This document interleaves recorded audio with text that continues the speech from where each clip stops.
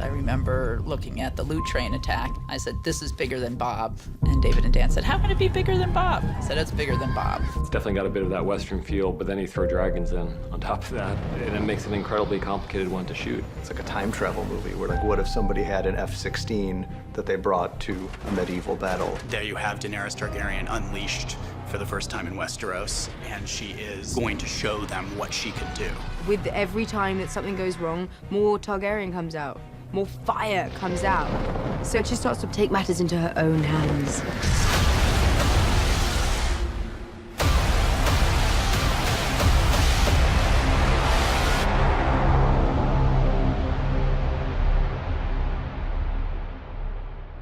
When you have a big battle sequence, especially one where you have multiple points of view, you have to figure out how you balance those and what is the sort of chief point of view that you want to lean on. And I chose to focus on Jaime, that it was about being on the other side of a dragon attack, trying to hold together his troops in the middle of watching the world change forever. It's just complete annihilation. And like he sees the horror of so many men just burned to ashes. There's nothing you can do, which is scary. She keeps losing battles and being weakened without ever striking back. And there's only so much of that Dany can take. There's only so much of that anyone would be able to take. We're now left with our heroes, and our heroes are on opposite ends of this chessboard. Tyrion has the most complex set of emotions about this battle of anyone, because he's got the woman he serves on one end, and he's got his brother who he loves on the other end. That is a real struggle for him. Every piece of his being is wishing he can intercede, but he can't. And I'm seeing firsthand my family lose. She's the aggressor, and Jaime and Bronn, through their POV, we see that it ain't pretty conquering. And the hope is that the audience doesn't know who to root for in that sequence. Something like the loot train involves a lot of different departments, all working at sort of the very extremes of their abilities, I think. This was a difficult challenge because there are so many different looks and phases of the battle that come into play. There's a lot of continuity to make sure that we're in the right space, in the right part of the process, reflecting the right amount of burn. And then do it in between the cracks of everybody else doing their job.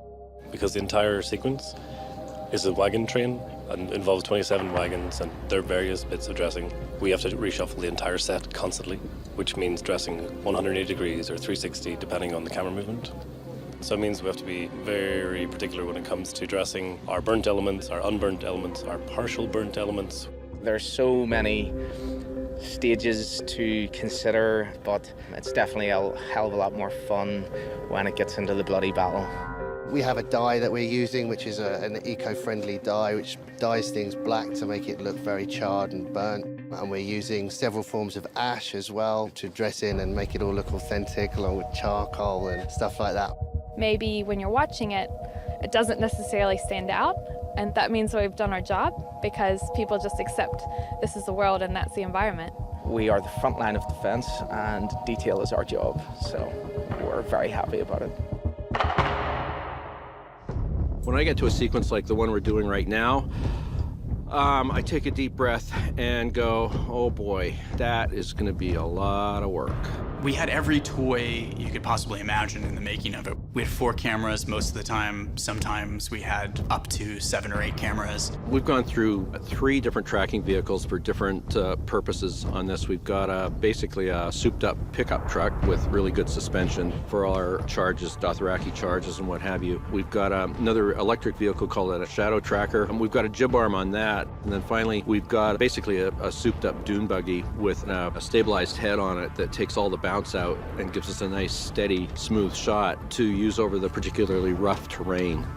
We needed to sell speed, and we needed to shoot elaborate dragon points of view. To do those kinds of shots, we're relying on 2 different camera platforms. One is what's called spider cam. This is basically a camera rigged to a cable run between two construction cranes, and they can move the camera very quickly from one end to the other, and the camera can go about 70 miles per hour. We also used a company called Flycam, which is like a souped-up drone. It's like a small helicopter. They were also able to go very fast and have a much more solid image to be able to work with than you would get from a traditional drone. So we can fly over things safely and also have interactive effect on the ground and capture all those elements that will have a dragon either in front of the lens or above the lens.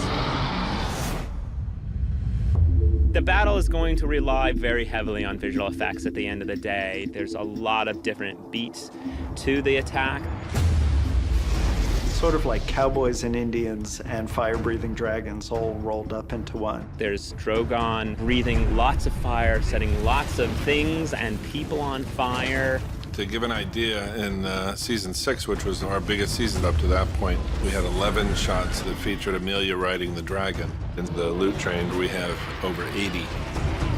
It's very new ground that we're trying to figure out. This dragon who's, 100 feet up in the air, who breathes fire of a column of 30 feet wide, that you're like, okay, how the hell are you gonna do that?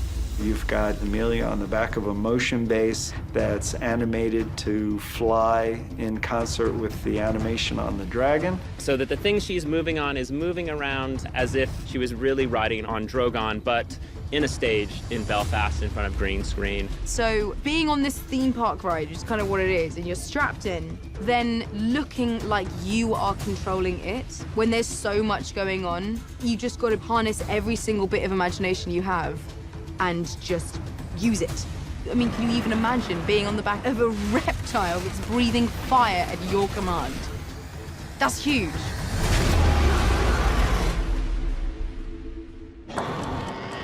One of the most complicated shots was this strafe run where the camera's over the back of Dany as she is blasting the shit out of this line of Lannisters and loot train carriages. We had to have Spider Cam fly a camera in real time and in perfect sync with 100 feet of ground explosions that are huge.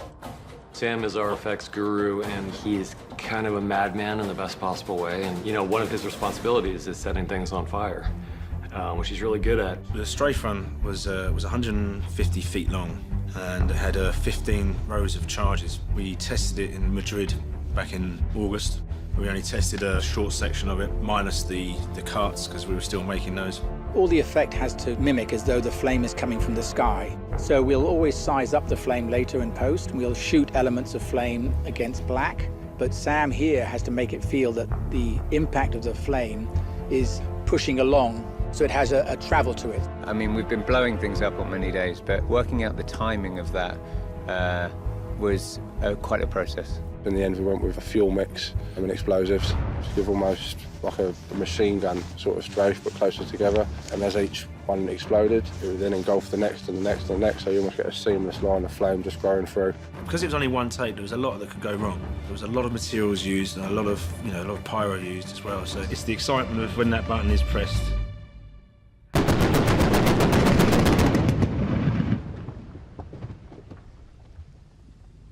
It's the euphoria you feel afterwards. Knowing the hard work that's involved, it all comes to that point. That's the pride, that's the excitement, that's the reason.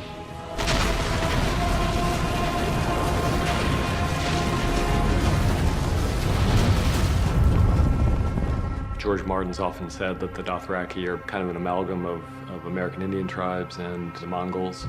Both peoples who were, phenomenal on horseback, and they were just much faster and so unorthodox in their battle approach that they could literally ride circles around their enemies. I think there was a line in the outline that said, and it's down to Camilla to do her tricks. I was like, thanks, D&D. Okay, where are we going to go now? Let's think of some ideas. What can we bring which has never been seen on screen before? She said, what about as the Dothraki are coming down, if they all just stood up on their horses and started shooting arrows at them? And I thought, That sounds great, but that's not possible.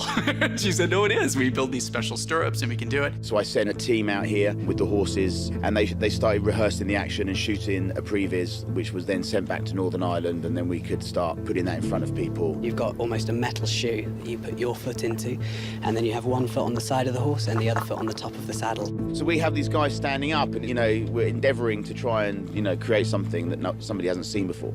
And it's extraordinary. It's like a wave rising up from a still ocean, and all these guys perfectly coordinated rising up, and I love it. And it shows us that the Dothraki are horse masters, because we really haven't had that opportunity before. So much of these battle scenes now has become visual effects that I hope people realize that much of this is actually being done. It's really, stuntmen standing up on horses with bow and arrow, shooting arrows, and that's an impressive thing to see. There is something about a guy on a horse, standing on a horse, charging. There's something pretty impressive where you go, you don't just do that. And we were kind of thinking to do something Mad Maxy. When they come in, it's crazy. They're coming in different shapes. You don't know where they're coming from, and they're just these absolute madmen on horses. And that's what we tried to recreate on screen for the loot train sequence. Ready, and 3, 2, 1, action!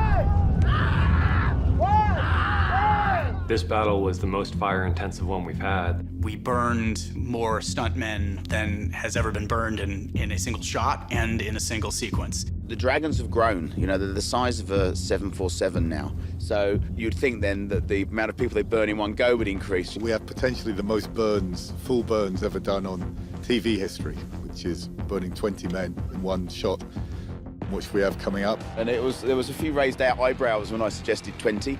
And it wasn't just because it's a record, although it is. It was because we just needed to see the scope of what was happening.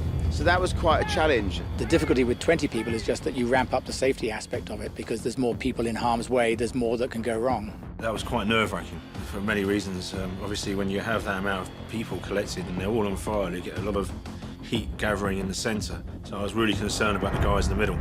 And I wanted to make sure that we get the guys on the outsides as far away from the guys on the inside as quickly as possible. We're using Tamar poppers. There's basically like a camping cylinder, and we put it inside a metal cage so that the shrapnel won't hurt anybody. And we basically put a pyro charge on that, which explodes the gas popper, creates a 15-feet fireball. And we put one of those with each performer. It just means that when you light them, they really light. During this whole process where you're on fire, you do have to hold your breath, and that's the key point, is to keep your heart rate down so you can hold your breath throughout the whole scene. Riley's big on making it as calm as possible, If someone's on fire, it's quite a high adrenaline thing going on, and saving your breath is very important, so you've got to be calm. We are a show that doesn't sit on our laurels, so we do try and top ourselves each year, although we seem to make it more and more difficult for ourselves as we go on. There's just a fear factor, of course, that we see a man on fire. Never mind 20 guys in one go. It's scary.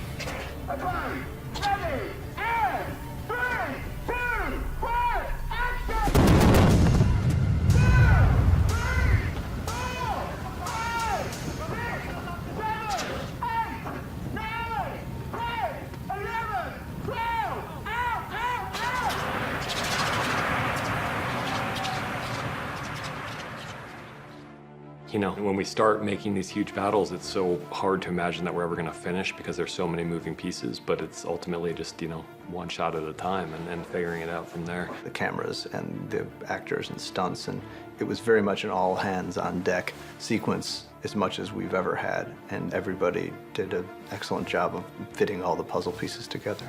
This is big cinema, and to get to work in all those genres all rolled into one fantastic world, that's the part I like. You never know what they're going to throw at you. Last year we completed Battle of the Bastards, and it was like, oh yeah, how about this year?